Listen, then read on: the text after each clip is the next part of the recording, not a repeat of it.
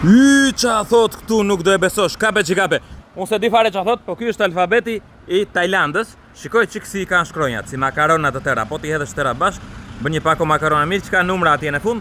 Në Tajland kanë alfabetin e tyre që nuk kuptohet se si është dhe çfarë shkruan. Kanë shkronjat çuditshme, një shkronjë zakonisht është një bashkëtingëllore, siç janë këto shkronja këtu. Ca nga këto i mësova.